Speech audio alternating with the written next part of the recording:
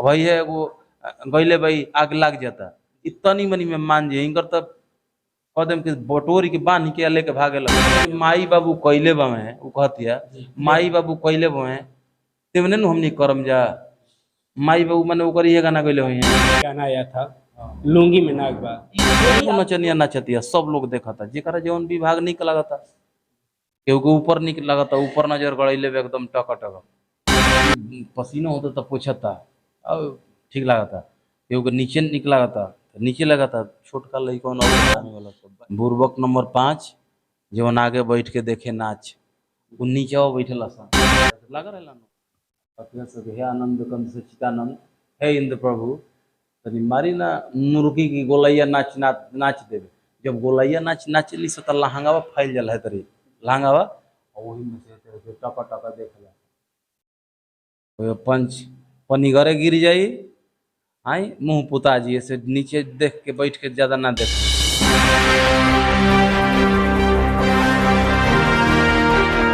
अब हमको कहते हैं कि ए अश्लीलता हम गाए थे जब हम खराब गाना 2-3 को गाए हैं भैया बिजोड़ गाना खराब गाए हैं लेकिन वो गाना जो गंदगी फैला रही थी तो उसको सुधारने के लिए वो गाना गाए थे ना कि वो गाना है वो गाना नहीं है वो नाम मानत रहे ना मनबू तो बस एक ही दिमाग में गिरी नाम मनी तो सठे साठे हम समाच रहे दुष्ट के संगे दुष्टता के व्यवहार करे के पड़ला ईंट के जवाब पत्थर से देवे के पड़ला हमको नहीं ऐसे नाम मनी रुक जाए अब भाई है वो गईले भाई आग लाग जाता इतनी मनी में मान जाए इनकर तब कदम के बटोरी के बांध के लेके भागे लगे एक बात कहते लेकिन जितना एकदम बेवड़ा जैसा बोल रही है लग रहा है उतना लंठ लड़का नहीं बोलेगा जितना लड़की को बोल रही करे कि माई बाबू कैले बवे वो कहतिया माई बाबू कैले बवे तेमने नु हमनी करम जा माई बाबू मने ओकर ये गाना गइले होई हैं ई कोनो भइल थोड़े ई बेतुका बात भइल आई बेहुदा बात भइल महा बेहुदा वाली बात कहते सब एकरा में ई ऐसने करते सब कि आवे वाला समय में मतलब कि ओकरा पर ज्यादा अत करी हस तो ओकरा पर प्रशासनिक कार्रवाई होखे लगी कैसे मनोरंजन के परे नु चीज हो गइल का पुजारी जी बैठे मनोरंजन से परे हो गइल तो ई कुल मतलब एगो सीमा होला सीमा पार कर चुकल है। अच्छा इस मुद्दे पे बात करेंगे भैया कि आपका भी एक गाना आया था लुंगी में नागबा जो भी आप तोप के गाए होंगे लेकिन वो तो खुला करके आई है तूप के ना भैया ऑर्केस्ट्रा सॉन्ग है ई ऑर्केस्ट्रा सॉन्ग है ई बाजी तो हमरा सामने से ऑर्केस्ट्रा में बाजी नु तो हमारा बुरा ना लगे खुद हमारा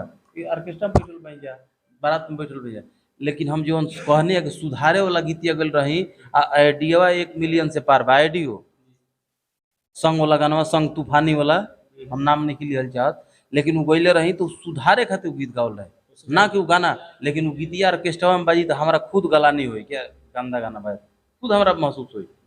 इतना गंदा बा हम खुदे ए भैया क्या कि बंद कराई लगाओ बढ़िया गाना लगाओ तो ऑर्केस्ट्रा में ऑर्केस्ट्रा सॉन्ग ना भइल कुल बलात्कारी सॉन्ग में आ जाए तो लुंगी में नागबा जब ऑर्केस्ट्रा में बजता होगा सबके लुंगी के नाक खुश देते होंगे ना ऑर्केस्ट्रा में बाजी तो बेकार ना लगे वो एक पूजा के जवन माहौल रहेला बारात ऐसा चीज है शादी ब्याह होखेला केहू भी बारात में जाती तो बारात ऐसा चीज है शादी ब्याह होखेला दूगो दिल के मिलन होखेला तो वो एगो जीवन में जिससे पैदा होता ही आए आ फिर एगो मरत है वही तरी वो एगो बीच के कणी है बात समझी वो एगो बीच के कणी है तब एकरा में सब मिला के पूरा चीज मिला के आ जीवन उ बात बहुए कि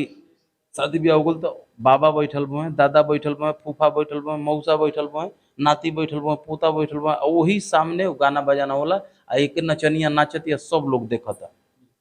एगो नचनिया नाचतिया सब लोग देखता जेकरा जौन विभाग निक लगता केहू के ऊपर निक लगता ऊपर नजर गड़ैले एकदम टक टक मच्छी पसीना होता तो पूछता अब ठीक लगता केहू के नीचे निक लगता नीचे लगाता छोटका लइकन और हरामी वाला सब छोटका लइका बुर्बक नंबर 5 जवन आगे बैठ के देखे नाच उ नीचे बैठल लगा रहला नो है स्टेजवा मंचवा चौकिया धरे नीचे चौकिया धका से बैठे अपने सब हे आनंद कंद सच्चिदानंद हे इंद्र प्रभु तनी मारी ना मुर्गी की गोलैया नाच देवे जब गोलैया नाच नाचली से त लहंगावा फैल जल है तरी लहंगावा वही में से टका टका देखला कोई पंच पनिगरे गिर जाई, आई मुंह पुता जी, ऐसे नीचे देख के बैठ के ज्यादा ना देखनी। मंच किए हैं, गौर किए हैं आप इस चीज को? मंच ना हमनी के बच्चा नहीं की, हमनी के बचपना नहीं की, जब बीते गाँव में तो हमनी को तो बैठ के देखम जा। मतलब रास्ते से गुजरे हुए हैं। आ लइका है तो बना देम जा, आदमी बना देम जा, बीचो में ओकरा में डांटा कोच के ऐसे ऐसे। अच्छा। भाई हमने भी पैसा कौड़ी बचा लेकिन पैसा रहला उहे बने सा एतरी पुअरा के बना के और लूड़ी लेखा ओही में खुट खुट खुट खुट रसरिया से करम जा।